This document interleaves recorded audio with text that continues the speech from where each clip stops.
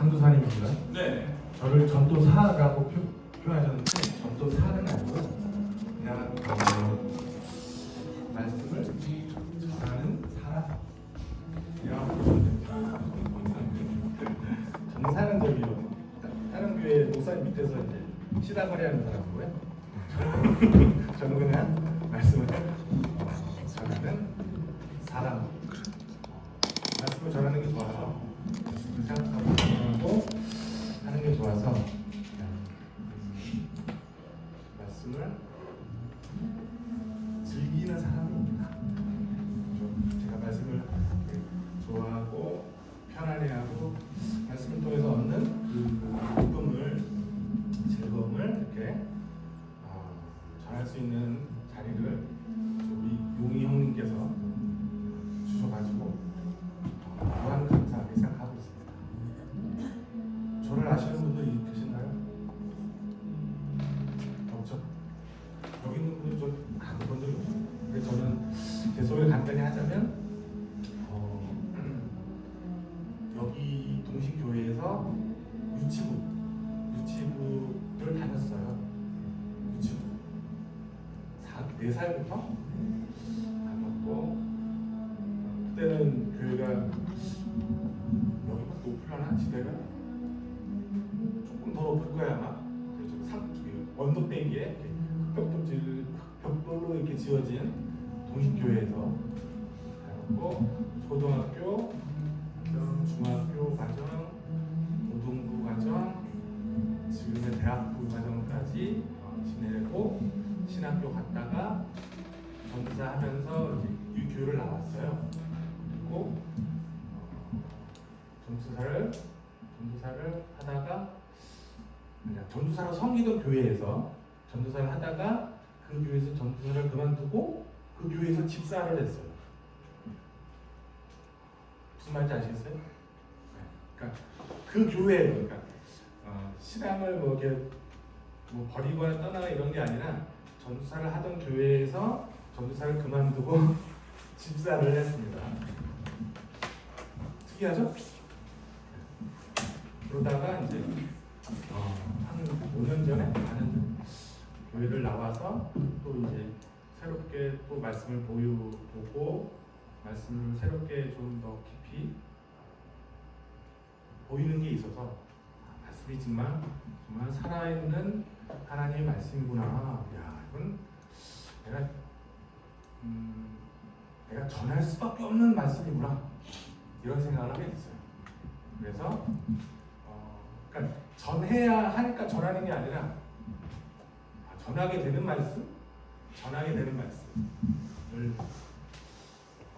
해서 그걸 알게 돼서 일단은 저희 부모님한테도 일요일마다 가서 말씀을 전해드리고 또 이렇게 말씀을 전하는 사람에게 그냥 전하는 그런 시간을 보내고 직업은 있습니다. 직업은 저기 총신대 저기 사당동 총신대 있어요. 아시죠? 저 거기 졸업했거든요. 거기 건너편에 아파트 상가에서 수학 교습소를 하고 있습니다. 수학 교습소 하면서 생계를 꾸려가면서 우리 애들도 키우면서 이렇게 말씀도 전하고 그러고 있어요. 그러니까 전도사는 아니죠. 그냥 말씀을 전하는 사람. 반갑습니다.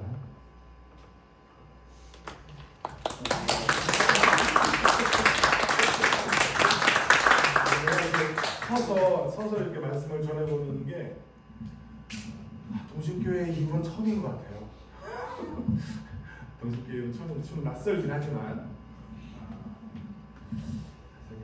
좀 사람의 옛 시간들을 생각하면 하고 싶은 말이 너무 많은데 그 말을 하기에는 너무 시간이 너무 귀하고 귀해서 말씀을 전하는 걸로 넘어가보겠습니다. 잘 들리시죠? 네. 오늘 제목이 있습니다. 전도의 운명이라는 제목으로 말씀을 전해보려고 해요. 운명이라는 말이 좀 이상하죠? 전도라는 것은 이게 운명이에요. 운명. 운명이란 말 좀 낯설죠? 숙명이란 말이죠. 숙명. 숙명과 운명은 무슨 차이인지 아세요? 숙명과 운명.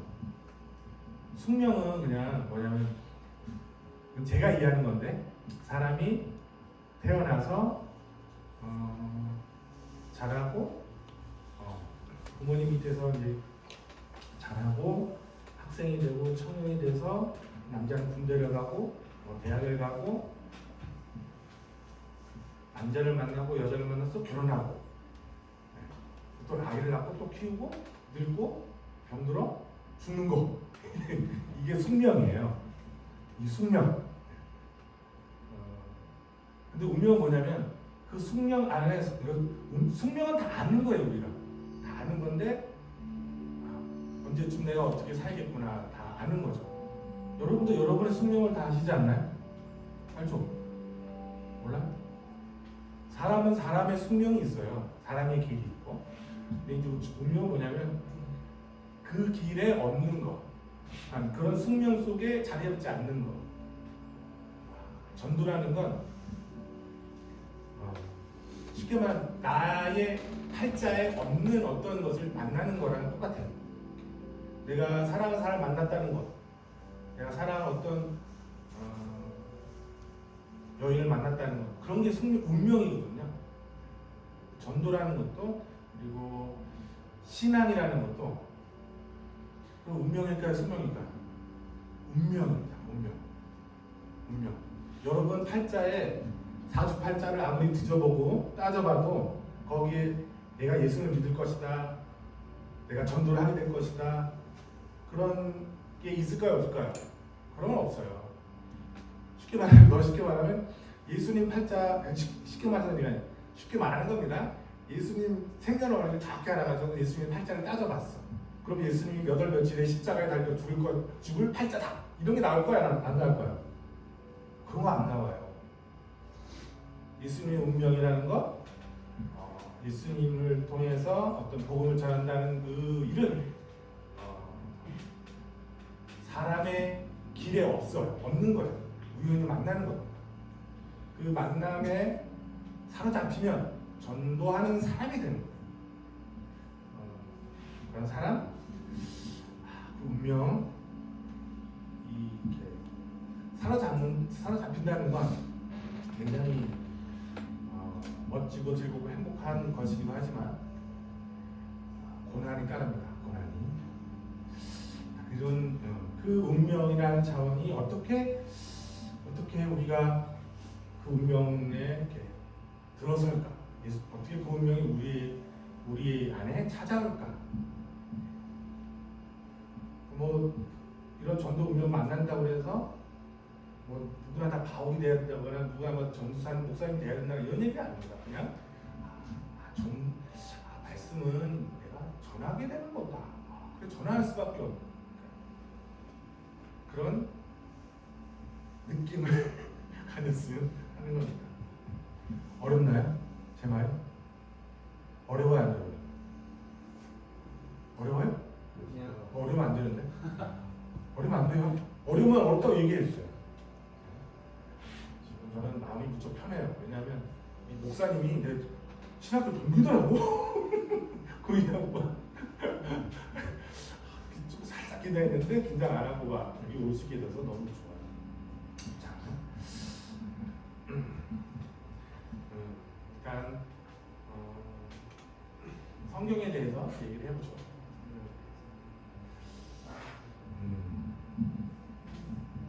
자, 성경에 많은 이야기들이 있고 많은 주제들이 다양한 주제들과 이야기들이 이렇게 막 있거든요. 창세기부터 해서 계시록까지 어마무시한 얘기들이 이렇게 펼쳐져 있는데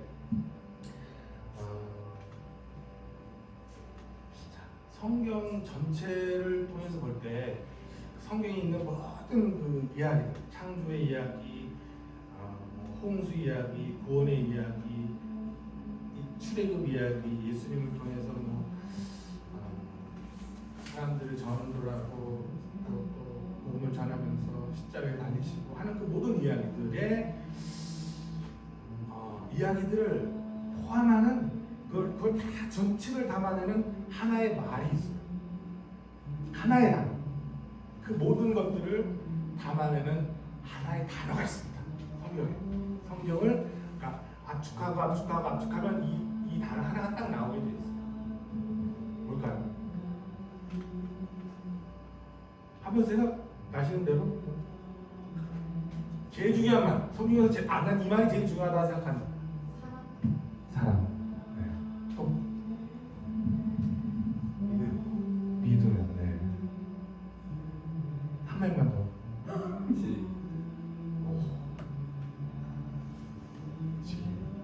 살 떨리는데?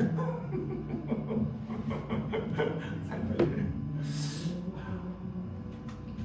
저는 그러니까 최근에 알았어요. 지금 방금 말씀하신 것들이 저를 끌어왔는데 그 모든 것들의 주제들이 이 단어 하나 안에서 이렇게 손에 잡혔어요. 그게 뭐냐면 생명. 그렇죠. 근데 그 생명의 어떤 아주 구체적인 표현이 뭐냐면 아버지예요. 아버지.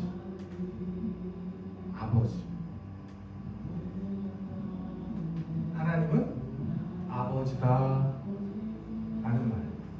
이 말 안에 제가 성경 묵상해 온 길에서 보면 이 아버지라는 말이 믿음, 사랑, 진리, 생명 이런 말을 다 담아내는, 그러면서도 아버지를 할 때 그 이야기가 또 분명해져요. 그걸 제가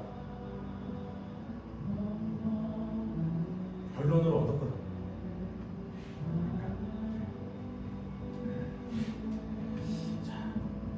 다 우리 하나님 아버지라고 하잖아요. 그렇잖아요. 우리 아버지. 하나님 우리 아버지. 근데 이 말이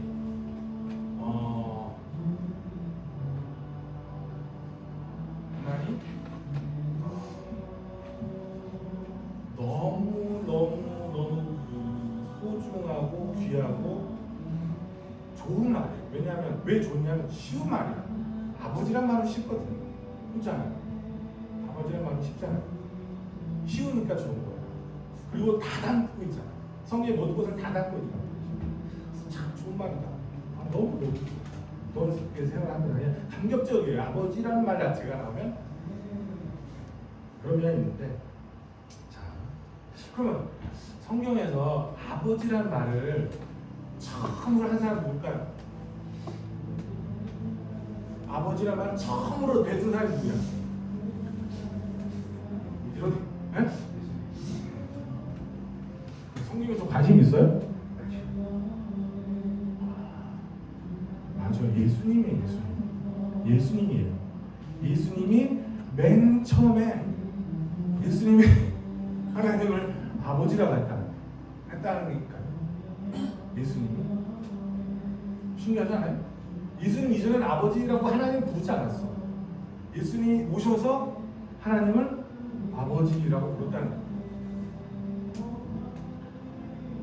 자, 어떻게 예수님이 불렀을까요? 하나님을 아버지 불렀을까? 아니면 어떤 신학자들, 목사님들은 아버지라는 말을 어떻게 부르냐면 아버님 이렇게 불러요. 그 높은 하나님이니까 친근하게 부를 수 없다고 해서 아버지를 마치 그 옛날 왕을 부르는 것처럼 임금님 하듯이 아버님 하는 그런 목사님도 계셔요. 저는 되게 싫어요. 예수님은 맨 처음 예수님이 하나님 아버지가 부른 이 뭐였냐면은 성경은 자주 찾을 겁니다. 누가복음 2장 48절 한번 누가복음 2장 48절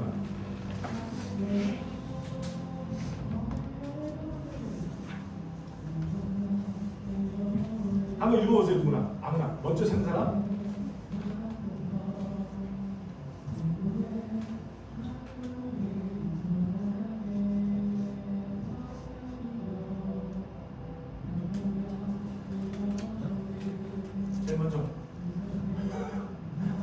일장이 안 좋으시면 빨리 읽어보세요. 신앙 일자가 안 좋으시면. 네. 빨리 읽으세요. 내가 시켜요. 그 부부가 얼마나 그 문치는 가로되 아이야 어찌하여 우리에게 이렇게 하였느냐 보라 내 아버지와 주님께서 너를 찾아낸다. 읽었죠? 잘 안 읽어가지고. 네. 내가 내 아버지 집에 있어야 될 줄 몰랐습니까? 라고 하잖아요, 예수님이. 제가 아는 바로는 이게 예수님의 첫 발언이었어요. 하나님을 예루살렘 성전을 아버지의 집, 그러니까 예루살렘 성전이 아버지의 집이라고 하는 거니까 예루살렘 성전에 계시는 하나님이 누구예요? 여호와잖아요. 유대인들은 다 여호와 하나님이 예루살렘 성전에 계시다고 그래요. 근데 예수님도 그 성전을 자기 집이라고 해서 뿐만이 아니라 아버지의 집이라고 했단 말이죠. 그러니까 예수님이 이때 아버지의 집이라고 말할 때 아버지가 어떤 식으로 불렀겠어요? 12살이잖아요. 12살. 12살이면 초등학교 몇 학년이에요? 5학년. 아유 진짜. 12살짜리 어린 소년이 아빠라고 부를 때 아버지 거의 아빠의 뉘앙스, 이거는 야 아버지 하는 뉘앙스가 아니라 우리 그 장로님이나 목사님이 아버지 하는 그게 뉘앙스가 아니라 아빠 하는 말이에요. 그냥 아빠 내가 아빠 집에 있는데요? 이 말을 하는 거야. 지금 마리아가 얼마나 썩이 났겠어요. 지금 예수님이 혼자 그 유월절 제사를 드리고 그냥 저기 가버나움에서 가족들 가족 친척을 다 데리고 와서 예배를 드리고 제물을 드리고 마치고 돌아갔는데 한참 이제 거의 가버나움에 다 다다랐는데 가족 중에 누가 없어요. 예수님이 없는 거라. 그리고 그 길로 다시 예루살렘을 와서 예수님을 찾았단 말이에요. 그러니까 지금 마리아랑 요셉이랑 얼마나 예수님을 찾느라고 다 믿겠어요. 우리 누가복음에서는 되게 순화시켜서 이렇게 표현을 했거든요. 이게 이 젊은 엄마잖아.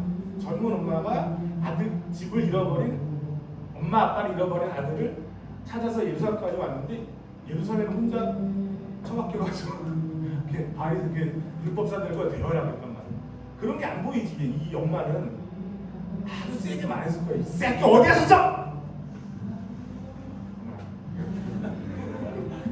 야! 그랬겠죠? 네. 그런데 이 예수님은 그 주눅이 들었어요, 안 들었어요? 주눅이 안 들었어. 내가 우리 아빠 집에 있는데 왜요?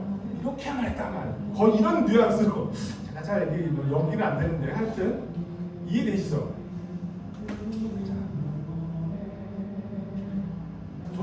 초등학교 4학년 아들이 있으니까 아빠 거리는 이 아들의 뉘앙스를 알잖아요. 그런 아빠, 이게 이런 부름이 가능하다는 것은 이건 상상도 할 수 없는 거예요. 보세요. 이 종교들이 많지만 이 유일신교 있죠. 이슬람교, 유대교, 기독교, 유일신 종교잖아요. 이런 종교들, 혹은 뭐 이방 잡신 종교든 우리나라 그 동아시아에서 말하는 하느님이든 하나님을 아버지라고 부르는 종교가 있을까요, 없을까요? 아버지라고 부르는 종교가 있어요, 없어요? 하나님을 아버지라고 부르는 종교가 없어요. 특히 이슬람은 예수님을 믿긴 하지만 예수님을 그냥 아들이 아니라 선지자라고 하거든요. 선지자.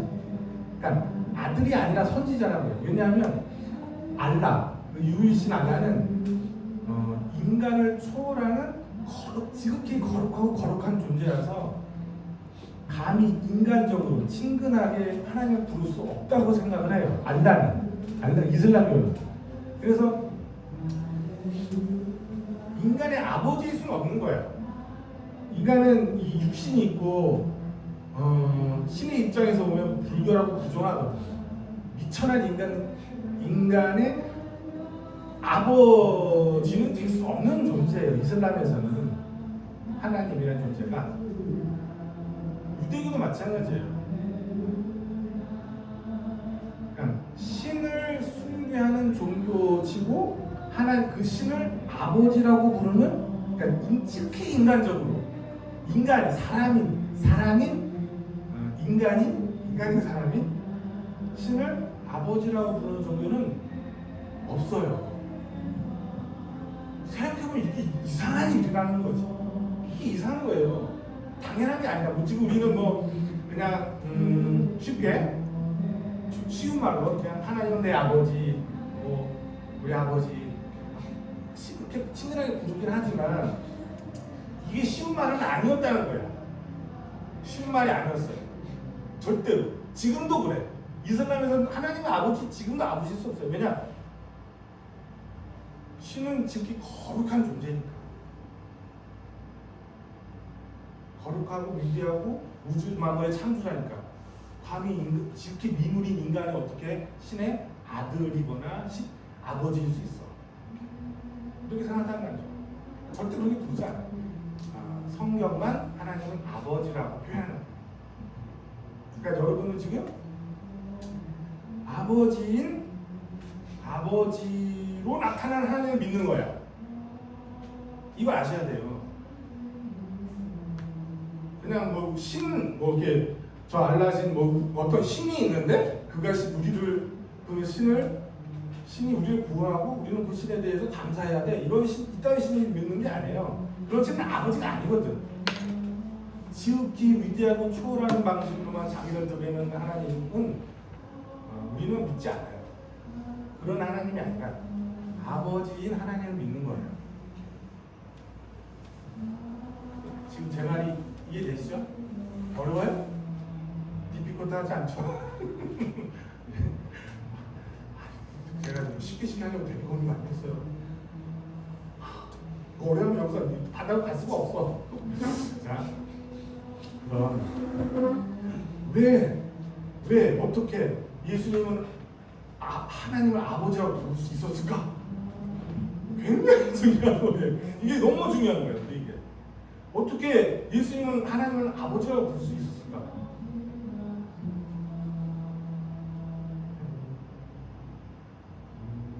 이런 질문 안 해봤죠? 이 질문만으로 한 20년 살았어요. 근데 이게 이 질문에 도달하기까지가 어려웠는데 이 질문에 딱 도달을 하니까 쉽더라고요. 그러니까 여러분은 쉽게 알 수 있어요. 왜냐면 쉽게 말하면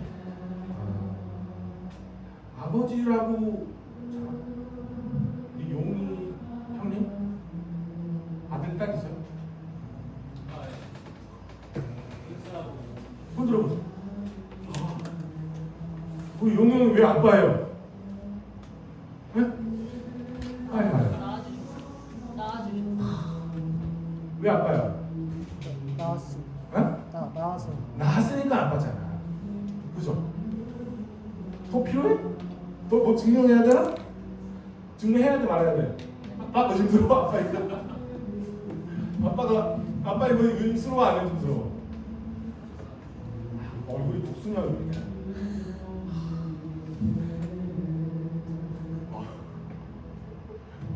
다 본 적 있지? 집에 한번 찾아가서.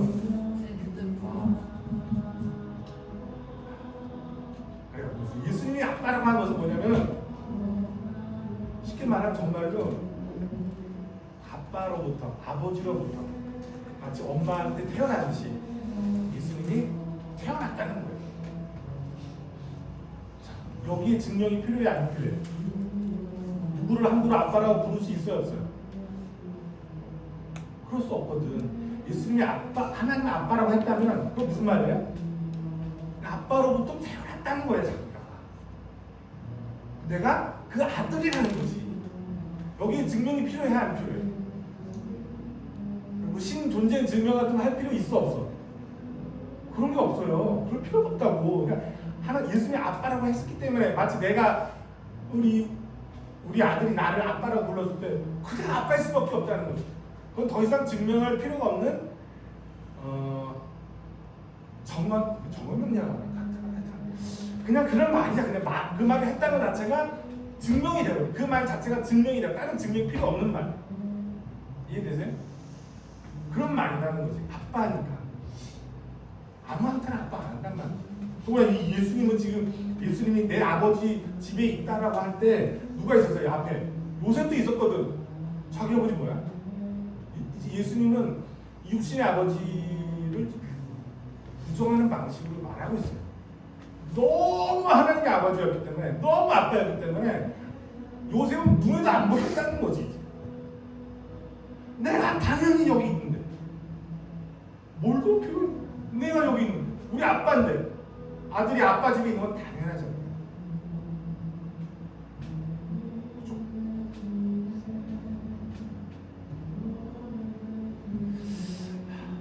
히브리서 2장 4절 5절 볼게요. 히브리서 2장 4절 5절. 이것도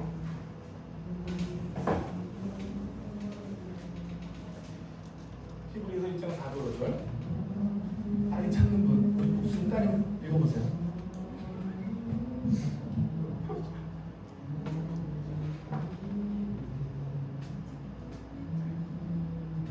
2장 4절 5절 히브리서.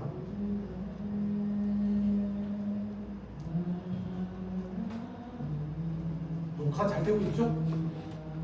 용현이? 네. 녹화. 네. 네. 아, 녹화 잘 돼야 돼 이거. 한번 읽어봐. 그가 천사보다 훨씬 뛰어남은 그들보다 더 아름다운 이름을 기업으로 얻으심이니 하나님께서 어느 때에 천사들에게 너는 내 아들이다. 오늘 내가 너를 낳았다 하셨으면 또 다시 나는 그에게 아버지가 되고 그에게 아들이 되리라 하셨느냐. 아멘. 이런 말이 자, 내가 오늘날 너를 낳았다.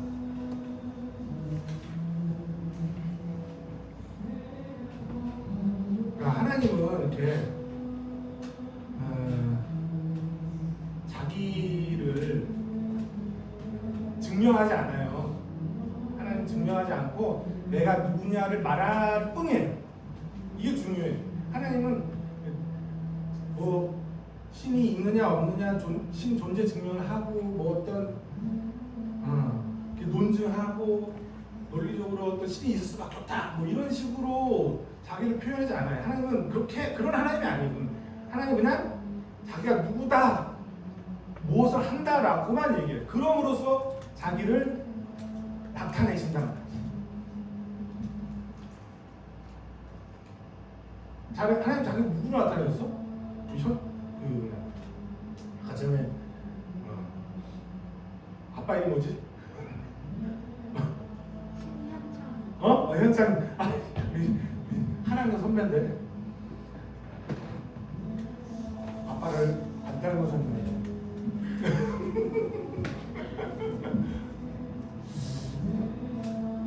그러니까 낳았다. 이게 참 중요한 거예요. 하나님이 낳으시는 분이구나. 이게 그냥 신들은 다 이런 신들이 아니에요. 유대교도 물론 이제 구약을 했지만 하나님 우리를 낳았다라는 방식으로 믿는 게 아니에요. 유대교는 거의 이슬람이랑 똑같아요. 이슬람이랑 똑같다고 보시면 돼요. 그러니까 아버지가 아닌 유일신이라는 차원에서 알라나 유대인들이 말하는 여호와나 똑같은 거예요. 근데 우리 하나님은 그게 아니라 낳았다. 아들을 낳는 방식으로 자기를 아버지로 드러내시는 하나님이라는 거죠.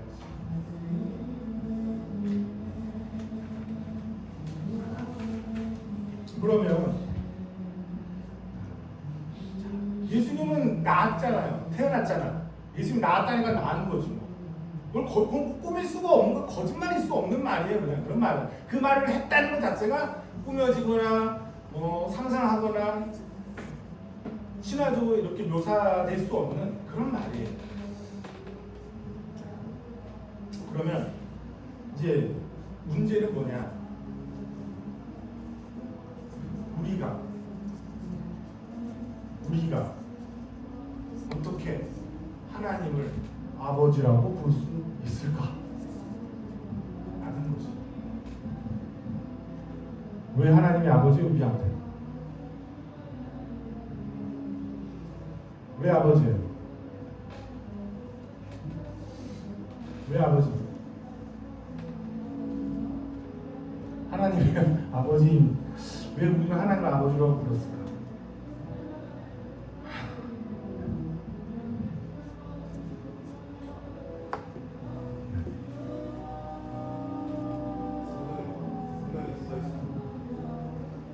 물론 그런데 이상해. 근데 그건 근데 내가 그건 이상해. 그건 이상해. 왜냐? 아버지가 불렀다고 하면 성경에 쓰이시면 아버지겠죠. 근데 지금까지 물론 다 그렇게 불렀는데 다시 한번 생각해 보면 예수님이 하나님의 아버지로 불렀다는 것은 하나님이 낳았다 했으니까 그걸 예수님이 의심할 수 없으니까 예수님이 그냥 느끼니까 하나님의 아빠로 느끼니까. 그러면 우리는 왜 아버지 하나님 위대하시니까? 하나님 우주를 창조하셨으니까? 하나님 사랑하시니까? 하나님이 생명이니까? 그걸로만 돼요? 그건 안 돼. 그건 모든 유신조비들 다른 소리예요. 어떤 차원에서 우리 그 동학 사상에서 말하는 하나님은 훨씬 더 깊고 훨씬 더 설득력 있고 놀라워요. 그런 건 안 돼. 그런 걸로는 하나님을 전할 수가 없어요. 우리가 그러니까 사람들이 전도를 한다는 것은 뭐냐? 하나님은 내 아버지야라고 말할 수 있는 거야. 그러니까 너희 아버지도 돼! 이 소리를 해야 되거든. 어떻게 하나님이 아버지일 수 있어?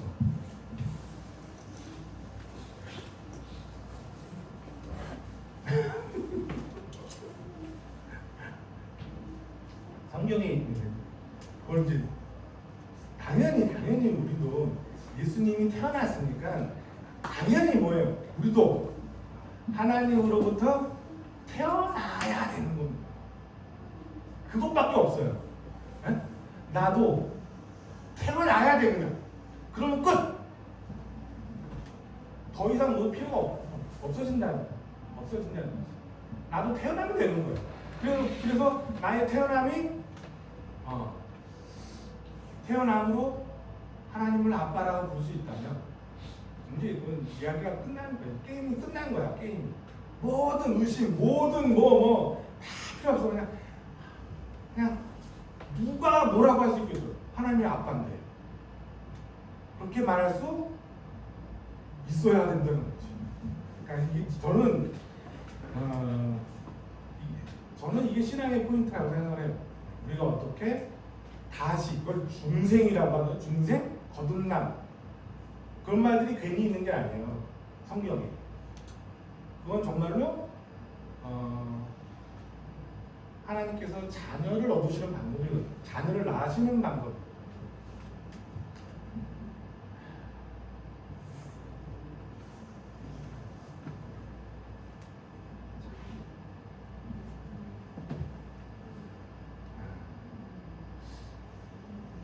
근데도 중생에 대해서 그렇게 알아야겠죠? 중생에 대해서. 중생이 왜? 어떻게 오는 거야? 그걸 다시 태어나는 길이 뭐야? 여기 말할 수 있어요. 근데 여기에 대해서 말할 수 있다는 건 뭔지 알아요? 내가 중생을 말할 수 있어. 내가 하나님 아버지인 걸 말할 수 있어. 그건 뭐냐면은 그 말을 할 수 있다는 것 자체가 뭐예요? 태어나야만 되는 거야. 그거 못 태어나면 거짓말하는 거야. 거짓말하는 거야. 태어나지 않았는데 사람들이 다 아버지라고 하니까 친근하고 좋으니까 우리 하나님 더 인격적이고 인격이란 말을 쓰는데 되게 좋은 말인 것 같지만 알고 보면 문제가 있어요. 하나님 인격적으로 체험한다는 거 말만 갖고서 아버지 그러면 안 돼요. 그러면 안 돼. 인격적인 우리 용용도 나한테 인격적이지. 조금 좀 그렇게 하면 안 돼. 그거는 너무 안 돼요. 그게 아니라 하나님은 나를 낳으셨다라는 그 낳은 태어남의 경험. 그건 경험이고 경험을 우리가 해야 돼요. 그러면 하나님과 나 사이의 어떤 모든 문제들이 다는 해결돼요. 다 해결되는 아니고 그 경험 속에서 이제 새로운 길을 가게 돼요. 자, 그러니까 12살 예수님이 하나님의 아빠라고 했다는 것 자체가 모든 그러니까 어디서부터 시작하냐면 하나님의 아버지라는 하나님 부름이 12살 어린아이의 부름으로 우리에게 와야 되는 거예요. 내가 12살 어린아이의 부름으로 하나님을 아빠 망망 아빠 밥 줘.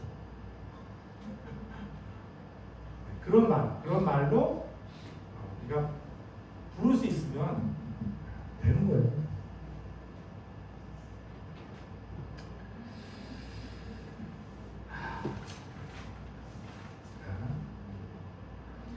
하나님도 예수님을 아들이라고 했어요. 마태복음 3장 17절. 마태복음 3장 17절.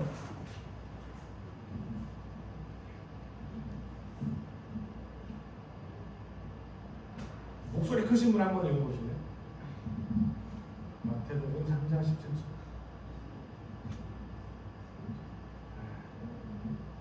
내가 읽는다 그냥.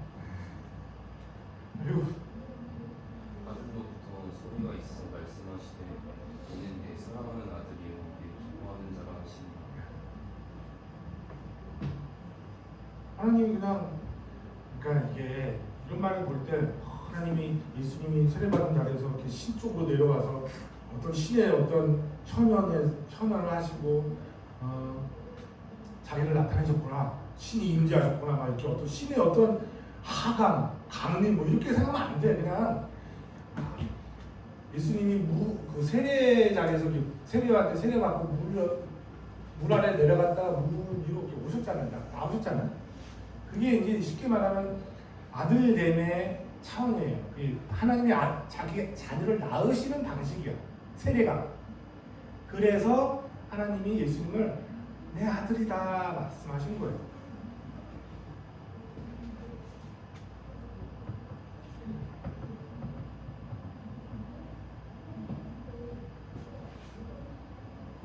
그러면 이야기하는 게 끝이 게임이 끝난 거예요. 게임이 끝난 거야. 게임이 끝났다는 말이 무슨 말인지 알았어요? 모든 의심, 모든 두려움, 모든 어떤 회한 이게 싹 가시는 거지. 자녀의, 딸의, 아들의 시간이 시작되는 거야. 나의 시간.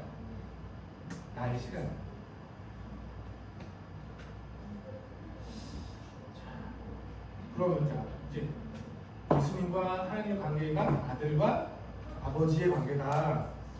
그러니까 예수님이 아버지니까, 그러니까 우리가 자꾸 예수님만 주목을 하는데 예수님이 예수님이 아들이라는 것은 뭐예요? 하나님이 아버지라는 거야. 그냥 예수가 아들이다. 하나님은 아버지다. 이게 짝으로 붙어 있어. 근데 짝으로 붙어 있다고. 근데 자꾸 구세주, 구원자라는 차원에서 이렇게 우리 이 인식이 좀 갇혀 있어요. 가보져 있어. 근데 그러지 말고 아들과 아버지는 짝을 이루어서 나타나고. 예수님이 그랬어요. 나를 본 자는 아버지를 본 자다. 나를 본 건 아버지를 본 거다. 예수님이 그랬어요. 그 말이 그런 말이에요. 하나님이 아버지와 아들 안에 아들로 나타나시는 거죠. 아들을 의심하면 아버지도 의심되는 거예요.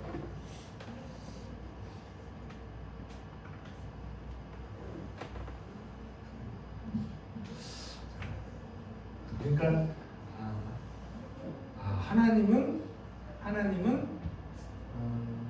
어떤 분이냐?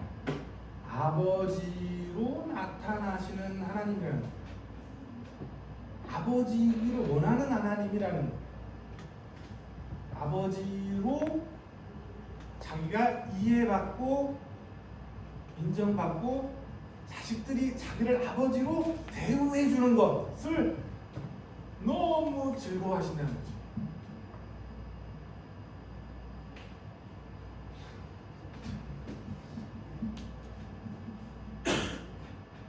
우리 용이 형이 언제 제일 행복하겠어?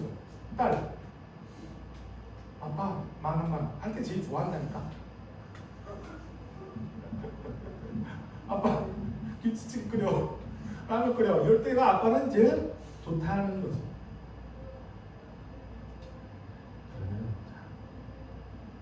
그러니까 아까 지금 말했지만 하나님이 자기를 아빠로 아버지로 나타내시는 하나님입니다. 이게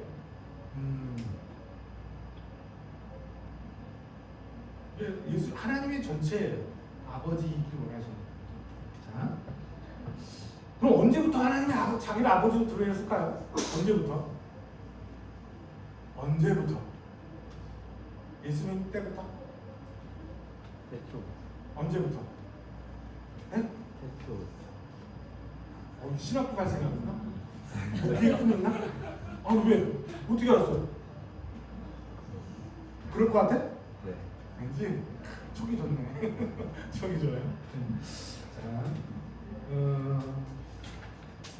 요한일서 1장 1절에서 2절까지. 요한일서 1장 1절에서 2절까지.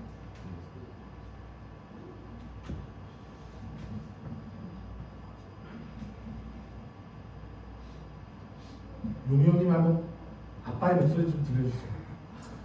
태초부터 있는 생명의 말씀에 관하여는 우리가 들은 바요 눈으로 본 바요 자세히 보고 우리의 손으로 만진 바라. 이 생명이 나타내신 바 된지라. 이 영원한 생명을 우리가 보았고 증언하여 너에게 전하노니 이는 아버지와 함께 계시다가 우리에게 나타내신 바 된 이신이라. 네. 이 영원한 생명이 태초부터 있었고 그가 아버지와 함께 계시다가 나타나셨다.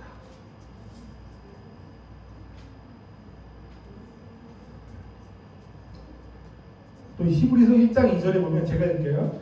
이 모든 날 마지막에 아들로 우리에게 말씀하셨으니 이 아들을 만유의 후사로 세우시고 또 저로 말미암아 모든 세계를 지으셨느니라.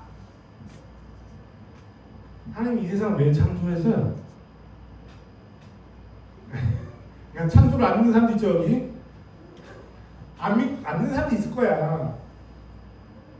뭔가 의심스럽고 찜찜하고 이게 무슨 그리스 신화도 아니고 뭐 신화처럼 느끼는 사람도 있겠지만 일단은 성경이 무슨 말을 하냐면 하나님이 세상을 지으신 목적이 뭐냐? 아버지와 함께 계시다. 그러니까 누가? 말씀이 뭐예요? 누구예요? 아들이지. 예수님의 말씀이고 예수님이 아들이에요. 태초부터 아들을 드러내시고자, 아들을 나타내시고자 이 세상을 지으셨다는 거죠. 자, 세상을 지었다는 신들이 많아요, 적어요? 네? 세상을 지은 신들이 많아요, 적어요? 신들은 다 세상을 지은 거야. 세상을 안 만든 신이 아니지. 그렇잖아요? 근데 아들을 나타내는 신은 있어요, 없어요? 없다니까. 없어요. 제가 종교의 그걸 다 찾아봤어. 없어요.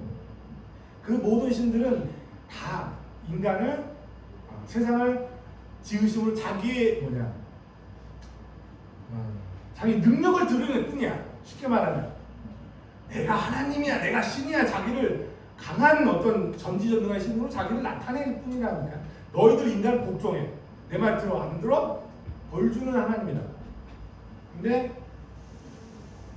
성경에 지금 신약의 저자들이, 신약의 기자들이 구약을 바라볼 때, 창세기 이야기를 바라볼 때 거기서 뭘 봐요? 아들을 본다는 거지. 아들을 본 건 뭐예요? 아버지였다는 거예요, 하나님. 아들 없이 뭘 보면 안 돼. 우리는 하나님이 하신 일을 갖고서 성경에서 구약이 신약이 전하는 그 하나님의 일들을 통해서 아들을 제외하고 보면 그때는 끝나는 거예요. 또 그때는 다 저기 안나신 믿는 거고 그 유대교의 하나님을 믿는 거랑 똑같아요. 아들을 제외하면 안 돼. 아들과 함께 아들로 말미암아 아들을 드러낸 거라니까. 그게 우리 하나님이야. 그게 하나님이야.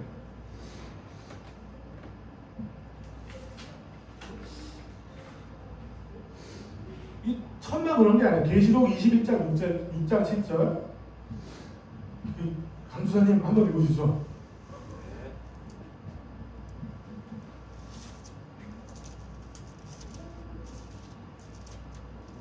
요한일서 1장 1절에서 2절. 계시록이 아니고요. 그러니까 죄송합니다. 계시록 21장 6절 7절. 또 내게 말씀하시되 이루었도다. 나는 알파와 오메가여 처음과 마지막이라. 내가 생명수 샘물을 목마른 자에게 값없이 주리니 이기는 자는 이것을 상속으로 받으리라. 나는 그의 하나님이 되고 그는 내 아들이 되리라. 창세기도 그렇고 요한계시록 끝이 성경 끝이 요한계시록 어때요? 하나님은 아버지가 되시려고 한다는 거예요. 이게 아버지가 되려고 하신다는 거예요.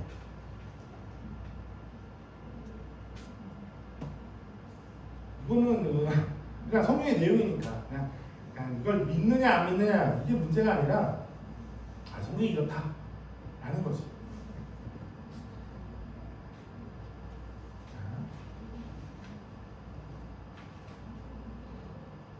그러면 하나님은 처음부터 끝까지 계속 자기 아버지됨을 고집하시는구나. 하나님은 자기를 아버지로 나타내 어쨌든 어떻게 하든 자기의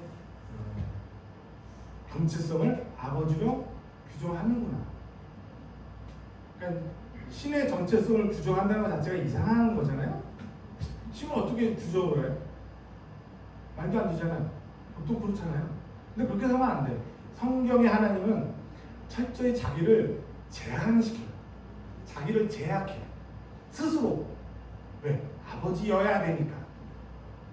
아들을 드러내는 방식 안에 자기를 결정하신다는 거지.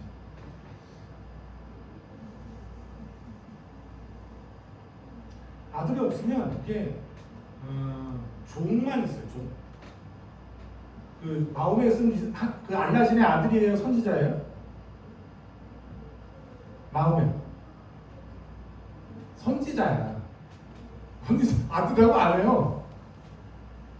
마음에 쓴 지극히 위대하고 전능한 알라의 선지자야. 그건 종이란 말이에요. 종. 알라의 일을 대신하는 사람. 종이라는 거예요.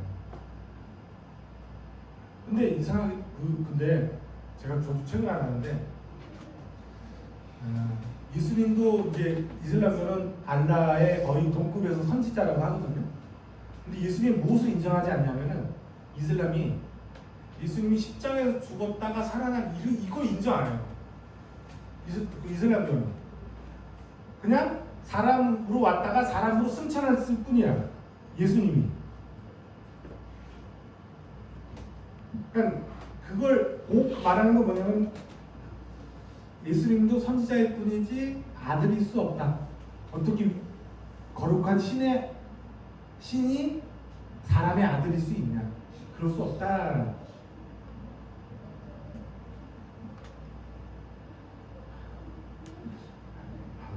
시간이 되면 더 나겠지만 진짜 말하서 또 뭐냐면 예수님이 하나님 아버지라고 했을 때 그때 무슨 운명이 시작됐을까요? 하나님 아버지라 말하는 순간, 하나님을 아버지라고 고백하는 순간, 사람들이 가진 그 순간 내가 하나님의 아들이야. 그럼 뭐예요? 하나님의 아버지라는 얘기거든. 그걸 유대인들이 들었을 때, 유대인들이 당시에 그 대제사장이나 성전 사제들이 예수님의 이야기를 들었을 때 기분이 좋았을까요? 나빴을까요? 네?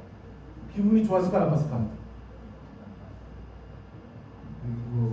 매우 혐오했어요. 예수. 쉽게 말하면 제가 하고 싶은 말은 뭐냐면 예수님이 십자가에 달려 죽게 된, 그러니까 유대인들이 예수님을, 대제사장들이 예수님을 그 겟세마네 동산에서 잡아가잖아요. 그 일의 발단이 뭐냐면 예수님이 하나님을 아버지라고 했다는 그 사실에서 시작해요. 예수님이 하나님을 아버지라고 하지 않았다면 십자가는 없었어요. 굉장히 중요한 사실이에요. 그러니까 예수님이 십자가와 하나님을 아버지라고 했다는 것 자체는 원인과 결과예요. 쉽게 말하면 원인과 결과. 십자가는 아버지라는 예수님이 부름 때문에 시작됐다. 거기에서 모든 게 모두 화근이 발생했다. 그렇게 보시면 돼요. 얘기는 좀 나중에 하고 지금은 하여튼 자 이제 구체적으로 얼마 지났죠? 시간이 20분 지났어요? 40분? 시간이 끝내겠네요. 자, 근데 어차피 따라오세요. 이해되세요? 흐름이 느껴져야 돼. 이게 흐름이 있다니까. 수학 공부도 흐름이에요. 영어 공부도 흐름이고 말씀도 흐름이야. 흐름을 느껴요? 흐름을 제일 알기 어려운 게 뭔지 알아요? 흐름을 제일 잡기 힘든 게 이 세상에서 성경만큼 흐름 잡기가 어려운 책이 없어요. 성경만큼 읽는 족족 조금 알 것 같은데 또 모르겠고, 조금 알 것 같은데 또 모르겠고, 전혀 맥락이 연결되기 어려운 책이 성경이야. 근데 이 아버지라는 포인트를 딱 잡으면 흐름이 있구나라는 것을 느낄 수 있어요.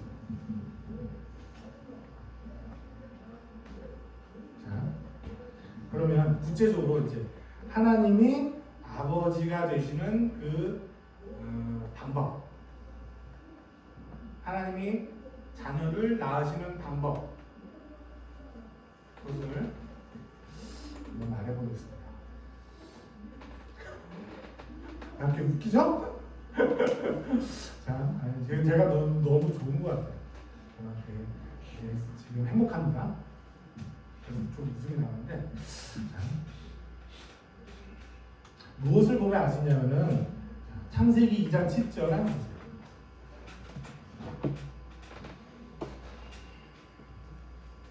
창세기 2장 7절.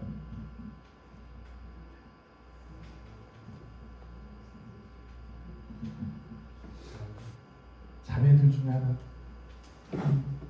읽어보시면 저기 노란 머리 아빠가 누구예요? 알 수도 있는데 내가 모르겠어요? 아빠 몰라요? 아니 아빠가 누구셔요? 이름 오경지. 한번 읽어보세요. 여호와 하나님의 스스로 사람을 지으시고 생기의 목포에 들어넣으시니 그 사람의 생명이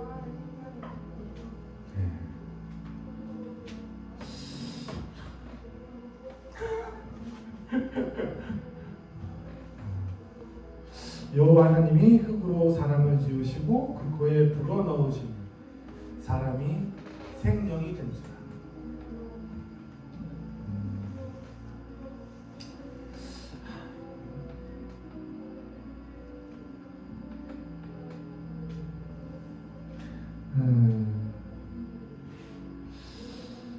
자, 하나님께서 사람을 지으셨다고 하는데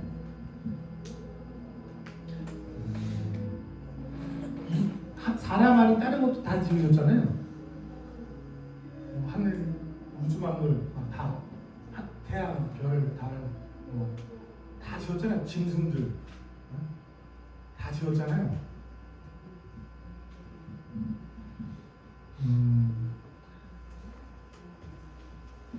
쉽게 말하면 그런 것들은 사람이 아닌 것들은 쉽게 말하면 제작하신 거예요. 제작. 우리가 그 DIY로 물건을 이렇게 부품들을 이렇게 가구나 이런 것들을 그냥 받아가지고 다시 우리가 조립하잖아요. 그 DIY라고 하죠. 그런 이 세상을 하나 그러니까 사람이 아닌 세상을 지으신 모든 것들은 쉽게 말해서 다시 제작 DIY 이렇게 땅땅땅땅땅땅땅 뚫고서 만든 거예요. 이렇게 보면 돼. 3D 프린팅이다. 3D 프린팅. 혹시 그거 전공하는 분이시나? 3D 프린팅으로 이렇게 제작하신 거예요. 우리가 여기까지 알면 안 돼. 그러면 우리는 알라신을 섬기는 거랑 똑같아요. 그게 아니라 저희 그 부모님 집에 LG 로봇 청소기가 있거든요. 로봇 청소기 100만 원짜리인데 이 로봇 성능이 아주 좋아요. 저희 어머니가 집을 비워둔 사이에 거실을 부엌을 깨끗이 이렇게 바닥 청소해놓거든. 되게 좋아요. 자, 이 로봇 청소기도 제작된 거잖아요. 그죠?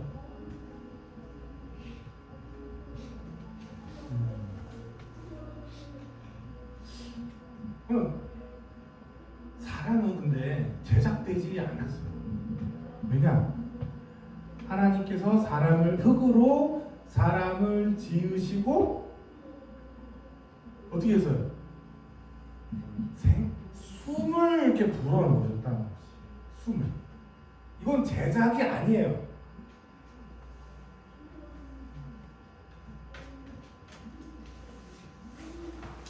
자.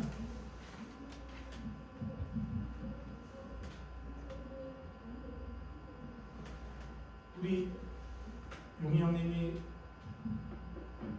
집에서 뭐 만든 거 있어요? 집에서 뭐 이렇게 물건을 만들거나 그런 거. 옛날에 저희 아버지가 그 손재주가 좋으셔가지고 갖고 나무 판자등이나 나무 갖고 뭐 이렇게 물건들을 찬장이나 뭐 책상이나 테이블 많이 만드셨거든요. 근데 그걸 아버지께서 만드셨다고 해서 그것이 아버지의 아들이 될 수 있어요? 아버지의 자식이 될 수 있어요? 제작한 게 될 수 없잖아요. 그러면 로봇 청소기도 그렇지만 가령 테슬라에서 옵티머스 프라임 해가지고 기가 막힌 로봇을 만들었어. 사람 같아.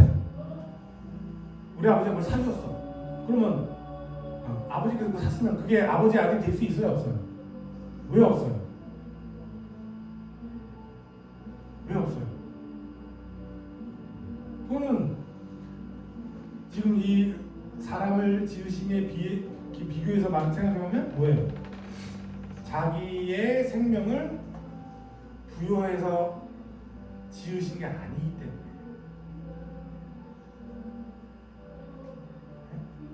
자기의 생명을 하나님이 자기 호흡을 이렇게 불어넣으셨다 이 말은 자기 안에 있는 하나님 안에 있는 생명의 근원을 다 허물해줬다는 말이에요. 그건 제작이 아니에요. 그걸 뭐라고 해야 돼? 그건 나았다고 해야 돼. 용희 형이 이름이 뭐지? 전은수입니다. 전은수요. 은수? 네. 이름이 예쁘다. 은수를 낳았다는 것은 복순이가 은수를 낳았다는 것은 엄마 아빠가 자기 생명 다 기울인 거란 말이지. 하나님도 그렇다는 거죠. 그렇게 해서 사람을 만드셨다니까. 거기에서 사람이 달라요. 다른 피조물과는 달라.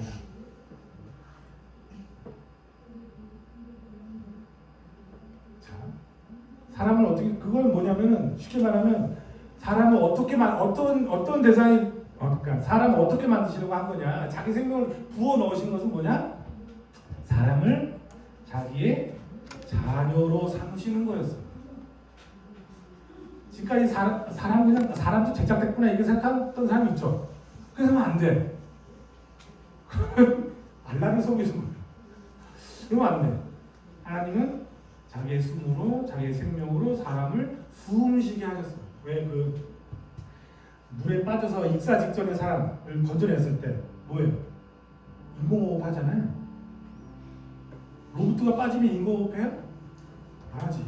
근데 그러니까 흙으로 사람을 지었다는 것은 뭐냐면 물에 빠져서 익사돼서 지금 익사된 그 상태. 그 상태인 사람에게 하나님이 자기의 숨을 불어넣으셔서 살게 하셨다.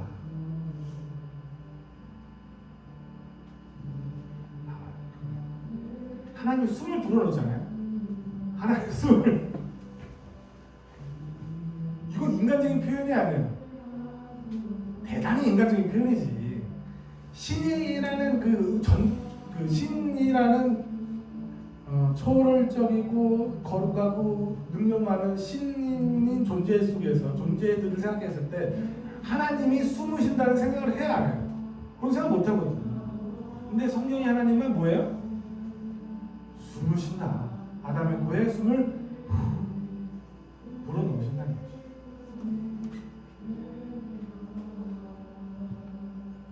숨을 불어넣으신다.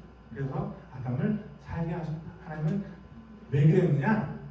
종을 만드는 게 아니라 종이 아니라 자녀를 만드시려고 했다는 거지. 자녀를 이루시고.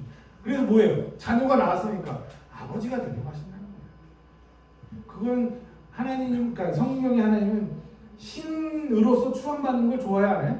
좋아할 수가 없어요. 자녀와 아버지의 관계를 누리고자 하는 거지. 신으로 추앙받고 숭배받고 인간들이 재물 많이 바치고 재물 좋아하고 그런 관계가 아니야. 우리는 아버지와 자녀의 관계로서 사는 거다. 아버지다. 그 외에 그 찬양 있잖아요. 시편 150장 150편 6절에 보면 이런 말씀이 있어요. 호흡이 있는 자마다 여호와를 찬양하라. 호흡이 있는 자마다. 이 호흡은 무슨 호흡이에요? 동물도 숨을 쉬잖아요. 그런 호흡이 아니야. 이거는 하나님의 숨으로 숨쉬는 자녀들 말하는 거예요. 하나님의 숨으로 숨쉬는 자들아 여호와를 찬양하라. 왜? 왜요? 왜 여호와를 찬양해야 돼? 이사야 64장 8절에 보면 이사야 64장 8절 다 같이 한번 읽어보면 좋겠는데 자, 찾았죠? 이사야 64장 8절 자 시작 그러나 여호와여 주는 우리 아버지시니라 우리는 진흙이요 주는 토기장이시니 우리는 다 주의 손으로 지으신 것이라. 여기 진흙이요 토기장이 진흙이란 말이 뭐예요? 흙으로라는 말도 같잖아요. 흙으로. 근데 그 흙이 뭐예요? 흙으로 그냥 움직이게 한 게 아니라 숨으로 자기의 숨으로 살게 하셨다. 야, 하면 정말 자기의 숨을 불어넣는 일을 하시는구나. 그건 구약에서 맞지는 않아요. 이게 하나님의 이렇게 아버지라는 표현이 드물거든요. 근데 거기에서 이제 몇 개 안 되는데 그래서 나오면서 처음부터 아담을 흙으로 지으시고 그는 우리의 아버지다. 아담을 만드시는 그 자리에서 이사야 기자는 아버지다. 아버지를 본 거예요.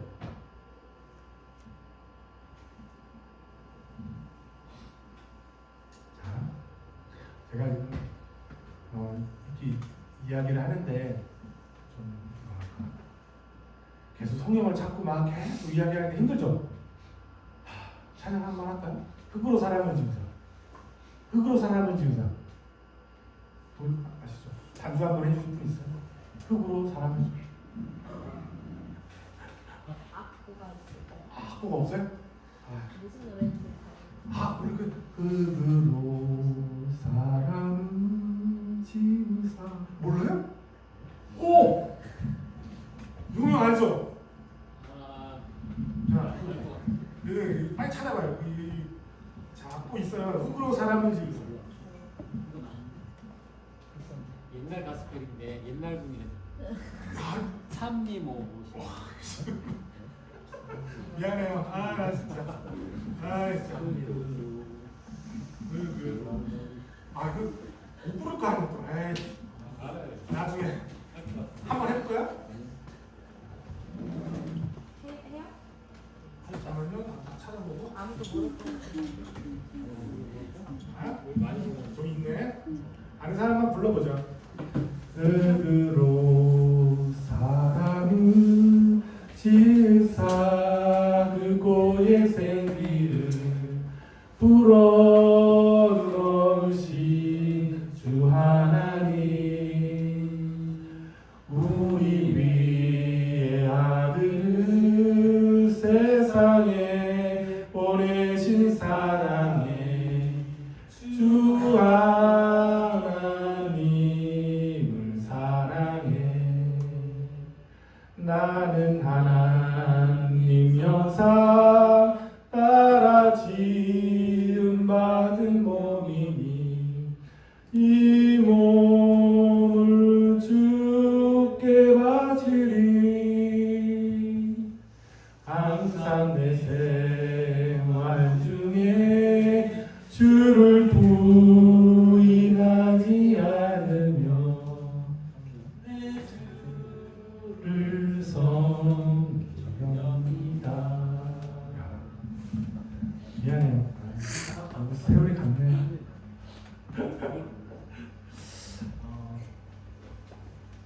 자, 근데 거의 다 봤어요. 이제 우리가 이제 아담을 사람을 흙으로 만들어서 아담이란 말이 이런 뜻이 뭐예요? 아담이 무슨 뜻이에요? 원래 아담 궁금해보는 적 없죠? 아담은 흙이란 말이에요.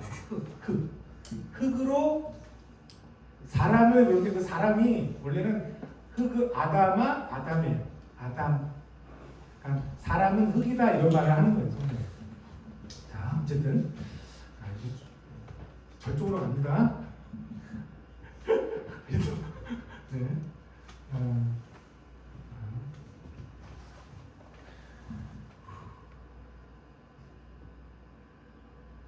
예수님이 무엇을 알 수 있냐면은 하나님께서 아담 지으신 거 보면 무엇을 알 수 있냐면은 무엇을 알 수 있냐면은 예수님이 십자가에 달려서 죽어가지고 어떻게 됐어요? 무덤에 갇히셨잖아요. 그렇죠? 무덤에 예수님을 죽은 예수님 무덤에 가뒀어요. 예수님 무덤 동굴에 집어넣고 돌문을 꽝 닫았다 놓는 거죠. 거기서 무슨 일이 벌어졌을까? 생각해본 적 없죠. 자, 그 무덤 속에서 무슨 일이 벌어졌을까를 알 수 있어요. 알 수 있어. 무슨 일이 벌어졌을까?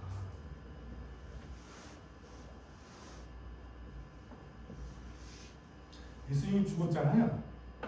죽은 그 예수님의 몸 십자가에서 모든 피와 물과 피를 다 쏟고 마지막에 엘리 라마 사박다니 하고 다 이루었다 하고 숨을 거두시잖아요. 그래서 그 죽은 예수님의 시체를 십자가에서 내려서 다 닦아서 세마포로 이렇게 둘러싸가지고 수익이 어디로 가요. 그래서 예수님 무덤에 이렇게 아리마대 요셉 새 무덤에 이렇게 장사하잖아요. 자,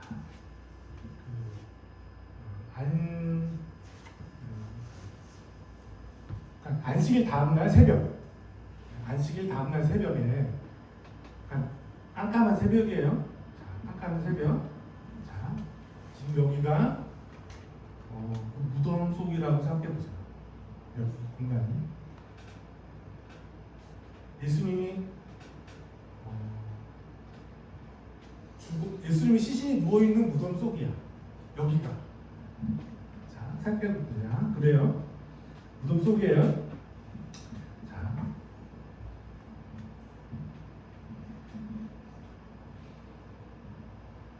무덤 그 새벽에 그 예수님이 부활하셔야 되는 그 새벽에 그 무덤 속은 환했을까요? 어두웠을까요? 네? 무덤 속이 원래는 어때야 돼요? 깜깜해야지. 무덤이 닫혔으니까 아무도 올 수 없었으니까 들어갈 수 없으니까 무덤 속은 깜깜한 지극히 깜깜한 다리였어요. 그 얼마나 깜깜하냐면은 그 애굽에서 그 마지막 재앙이 뭐예요? 애굽에 내린 마지막 재앙? 10가지 재앙 중에 마지막 재앙이 장자의 죽음이잖아요. 이집트 장자들 다 죽이는 그 소멸의 밤이거든요. 그 밤에 어둠이 몰려왔거든요.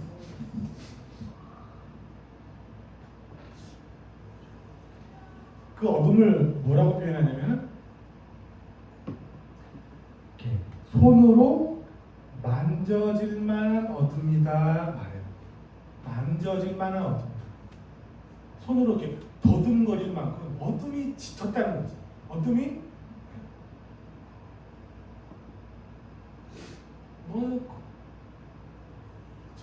블랙홀의 어둠 같은 집사님 오랜만이다. 집사님 맞나? 권사님인가?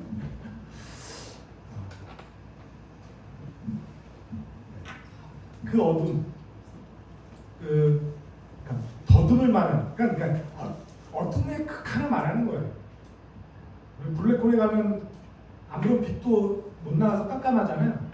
블랙홀이 사건의 지평선 넘어가면 깜깜하잖아요. 그런 어둠이 예수님의 무덤에 있었어요. 근데 예수님이 부활할 때 그 어둠이 물러갔을까요? 안 물러갔을까요? 그 어둠이 물러갔다. 무덤 속 어둠이 환하게 물러갔다. 아무도 횃불을 켜지 않았어요. 어떤 불빛도 없었어. 근데 그 무덤이 환해졌어요.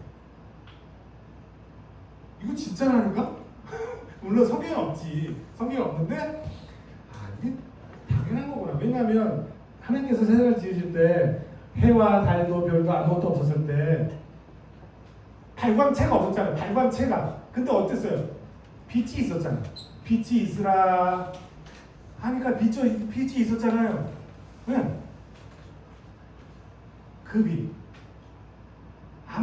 어떤 발광체도 필요하지 않는 그 빛. 그 빛이 예수님 무덤 속에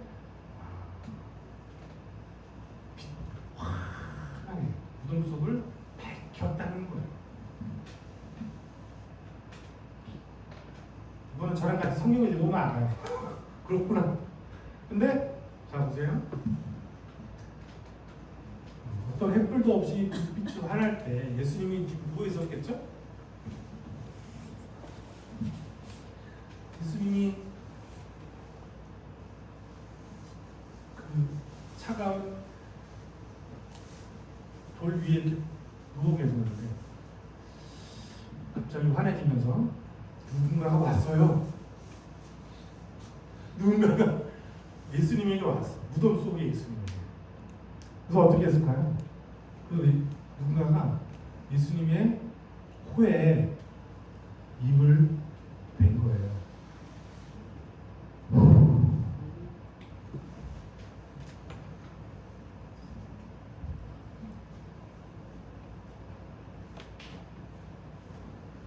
정말 그랬다니까. 죽은 예수님의 몸에 숨을 불어넣으신 거예요. 그게 누구예요? 그가 그가 누구예요? 예수님의 코에 숨을 불어넣으신 그가 누구예요? 목순이 은수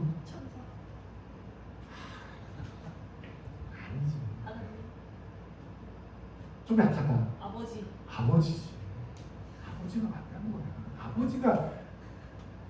그래서 예수님을 뭐라고 해? 바울은 마지막 아담이라고 하거든. 예수님이 마지막 아담이잖아. 예수님이 첫 아담은 첫 사람은 아담이고 마지막 사람은 예수님 마지막 아담이라고 그래요. 아담처럼 아담을 하나님께서 일으키셨듯이 예수님을 아들로 일으켜 세우셨다는 거지.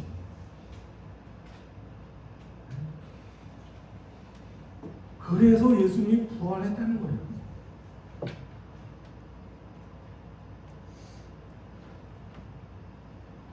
그러면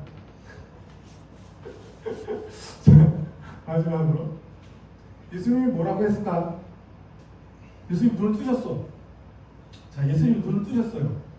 뭐라고 했을까요? 뭐라고? 그러지. 아빠. 자, 다 같이 한번 해보죠. 자, 여기 보시고. 자, 제가 이제 숨을 확 불으면 눈 딱 뜨면서 아빠 하는 거. 자, 눈 감아. 눈 감고. 자, 반해요. 무덤 속이야. 자, 눈을 뜨면서 뭐라고 해야 돼? 아빠. 12살 때 내 아버지 했던 그 그룹. 12살 소년의 그 소년이었을 때 마리아 앞에서 내 아빠 집에 있잖아요 했을 때 그 아빠. 예수는 아빠라고 했어.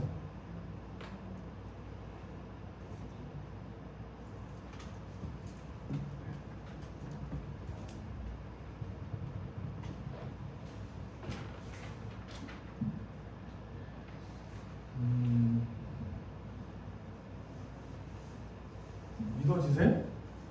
네. 아빠라고 하는데 무슨 더 의심이 필요해? 아빠잖아. 아빠는 되는 거야.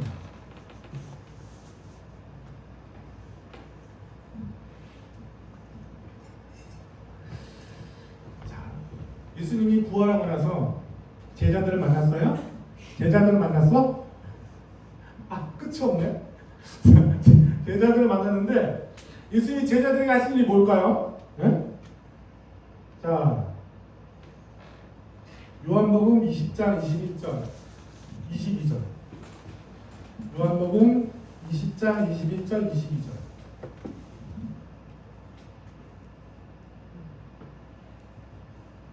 저 멋진 친구 한번 읽어보시죠.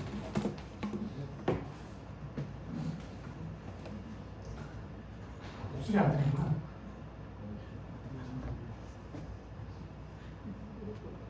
요한복음 20장 21절 22절.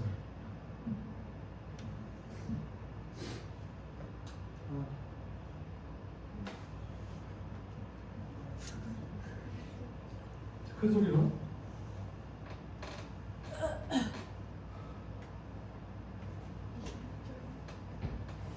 예수께서 또 가라사대 너희에게 평강이 있을지어다. 아버지께서 나를 보내신 것 같이 나도 너희를 보내노라. 이 말씀을 하시고 저 입을 향하사 숨을 내쉬며 가라사대의 성령을 받으라. 예수님이 제가 지금 이 말 한 것은 예수님 무덤 속에서 아버지가 와서 코에 숨 불었다 이 말 한 것은 여기에 근거하고 있어요. 자 보세요. 예수님이 부활해서 제자들을 만났는데 그 제자들한테 어떻게 하셨냐면 평화가 있기를 하면서 성령을 받아라.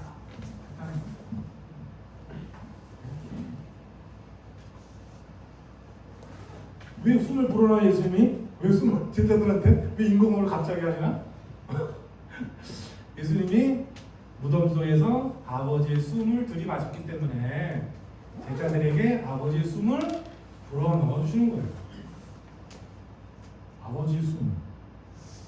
근데 예수님이 거기서 뭐라고 해요? 성령을 받아라. 성령을 받아라.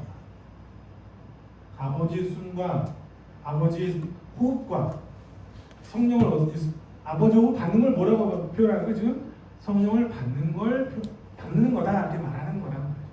그러니까 지금 계속 하나님의 호흡에 대해서 말했는데 그것과 성령의 차원이 같은 거구나. 성령이 여기에서 이야기 되는구나 생각을 하셔야 돼요. 성령은 어디서도 그러니까 아들을 죽음 가운데서 살리는 방식으로만 성령은 일하고 나타나시고 역사하신다.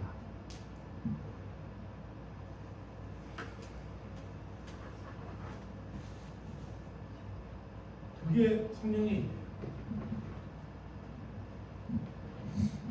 성령은 쉽게 말하면 하나님의 살아있음을 성령을 통해서 알 수 있어요.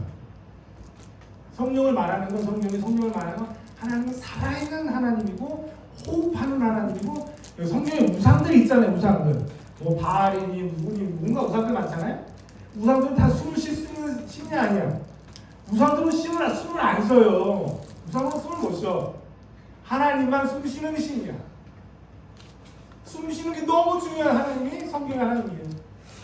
그걸 아셔야 돼요. 성경 하나님만 숨을 쉬시고 그 숨 쉬는 하나님에 대해서 증거하는 게 성령이다. 우리가 성령을 통해서 하나님의 호흡을 우리가 숨 쉬는 거. 자, 진짜 이제 거의 마지막입니다. 자, 그러면 제자들한테 숨 쉬라고 했잖아요. 그러니까 숨을 내쉬면서 성령을 받으라 그랬잖아요. 그러니까 호흡이라는 차원에서 성령이 지금 제자들에게 예수님이 제자들에게 불어 넣으시는 거예요. 성령을. 자, 그럼 제자들은 이제 뭘 할 수 있을까? 제자들은 무엇을 할 수 있을까? 이제 여러분의 이야기. 제자들은 무엇을 할 수 있을까? 예수님은 제자들이 꼭 예수님 술을 불어 넣었으니까 제자들도 어떻게 해야 돼요? 제자들도 당연히 사람들의 코에 숨을 불어 넣어야 되는 거다. 자, 그럼 어떻게 제자들이 숨을 불어 넣어요? 그냥 아무나 돼가지고 이렇게 코 잡고 숨을 불어넣으면 숨이 불어넣어지나? 그런 게 아니에요. 성경은 그렇게 헛술하지 않아요. 어떻게 숨을 불어넣을 수 있을까? 디모데후서 3장 16절 17절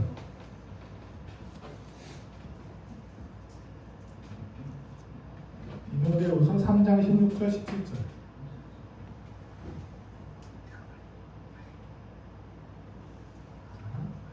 이거 굉장히 중요한 어렸을 때 수도 없이 외웠던 성경 구절인데 이제야 새롭게 알았네.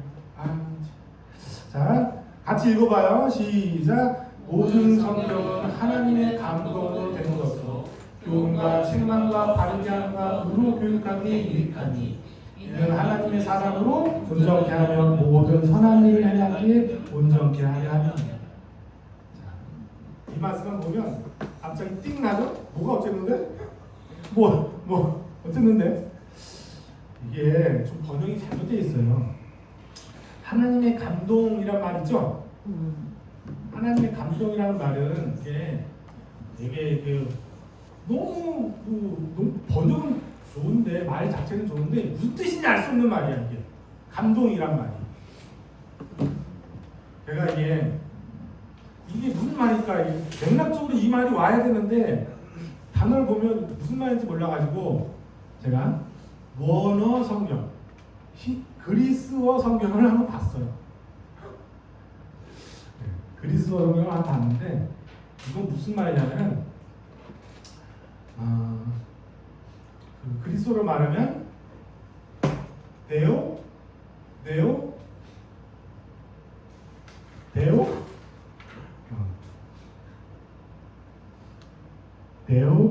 푸뉴스토스라는 말이에요. 푸뉴스토스. 여러분 푸뉴마라는 말 알아요? 푸뉴마 들어봤어요? 푸뉴마 안 들어봤어? 성경에서 신약에서 성령을 말할 때 원어는 뭐냐면 푸뉴마예요. 푸뉴마예요. 푸뉴마가 그 구약으로 가면 뭐라고 하냐면 루아흐래요. 루아흐를 번역할 때 푸뉴마로 표현해요. 그러니까 푸뉴토스는 뭐냐면 하나님의, 그러니까 직역을 하면 이게 의역이라고 영감 이렇게 표현했는데 직역을 받아들이기가 훨씬 유익해요. 이거는 모든 성경은 하나님의 호흡으로 된 거다 이런 말이에요.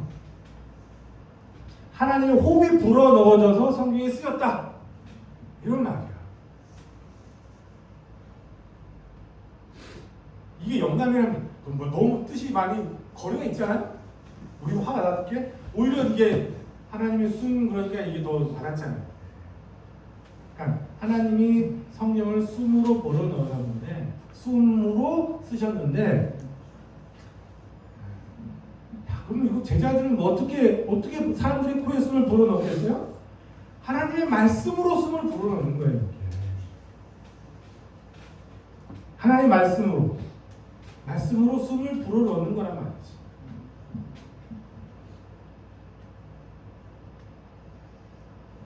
머리 아프죠? 네. 머리 아파요? 아니요. 미안해, 내가 너무 많은 생각들 하면서 압축시키느라고 이 말을 해야 돼요. 이해하시라. 그냥 이해 안 해도 좋으니까 그냥 듣기만 하세요.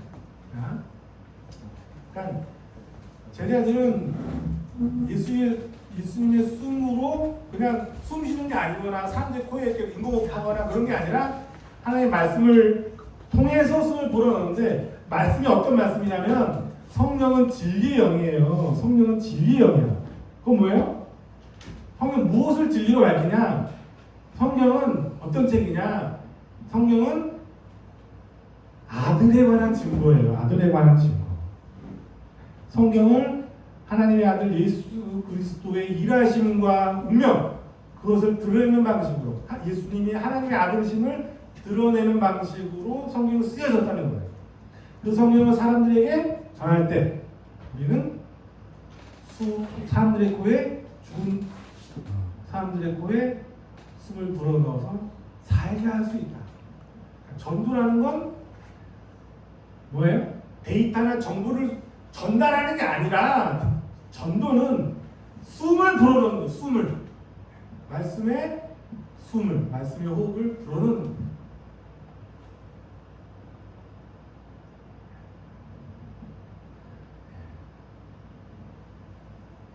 이 숨을 느끼는 이 숨을 느낄 뿐만 아니라 호흡하는 그런 저의 어린 시절 후배들이 되었으면 좋겠네요.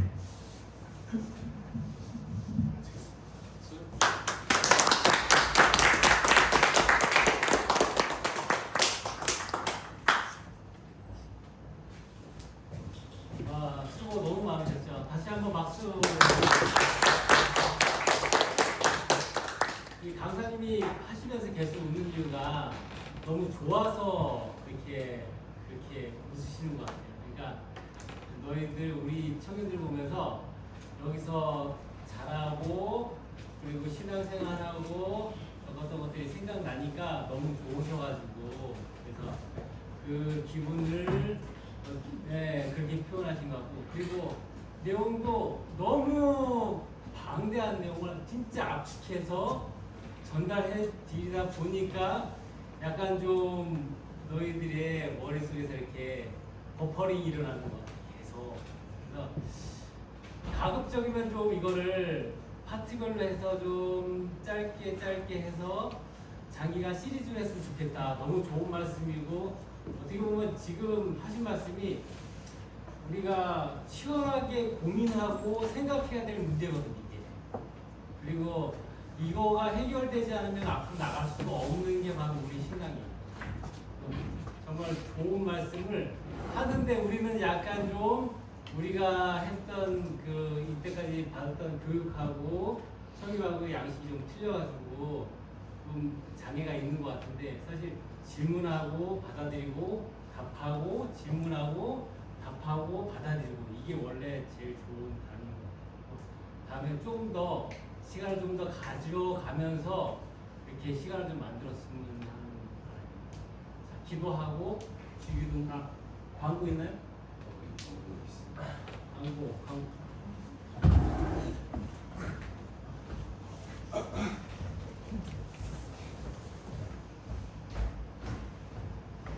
네, 다음 주 중요부 대보기조사는 회의임담이고 그 목장별 청구승건이 평호 목장이고 저희가 이제 목장이 이번에 3개가 생겨서 네, 이 순서대로 그 목장 청구를 할 계획이고요. 마지막 주만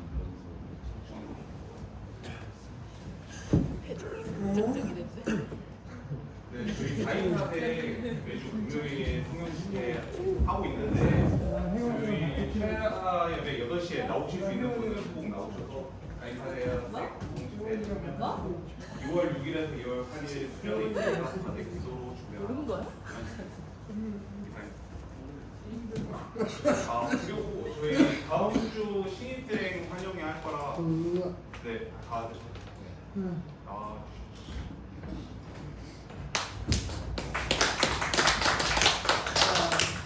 기도하고 주기도부터 하므로 마치겠습니다.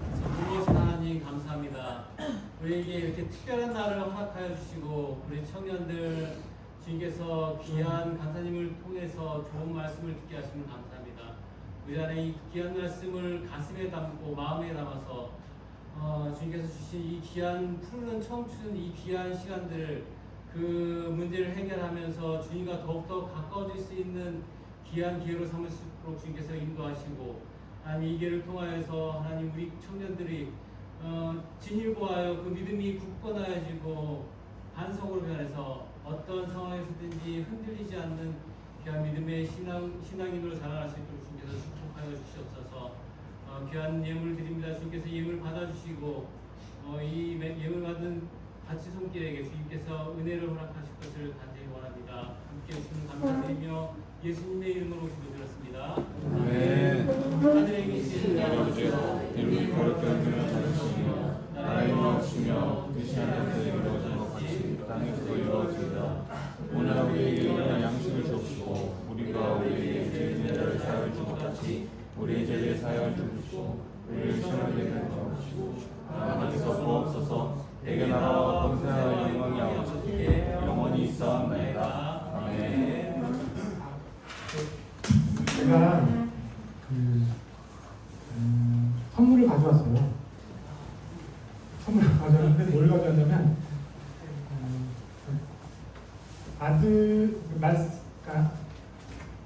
그러니까 하나님의 호흡으로 말씀을 성경을 쓰셨다고 했는데 그 성경은 이제 아들에 관한 이야기로 봐야 된다 그랬잖아요. 그래서 그 아들에 관한 이야기를 제가 책으로 썼어요. 책으로 써서 아직 다 완성은 안 됐어요. 아직 완성 안 됐고 지금 이렇게 재분을 해가지고 이렇게 보니까 좀 오탄자도 많고 문장이 좀 어색한 데도 있긴 한데 그래도 성경을 이렇게 읽을 수 있구나. 아들에 관한 이야기가 이렇게 펼쳐지는구나. 그런 느낌을 받을 수 있을 거예요. 그렇죠? 지금 말씀은 이제 뭐냐면 구체적으로 생각하고 우리가 이제 묵상하고 해야 되거든요. 그래야지 전할 거리가 있는 건데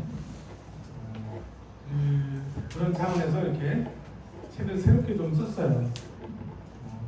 이 책은 2권이에요. 그리고 사박단. 사박단이 무슨 말인지 알아요? 사박단이 어디서 들어왔어요?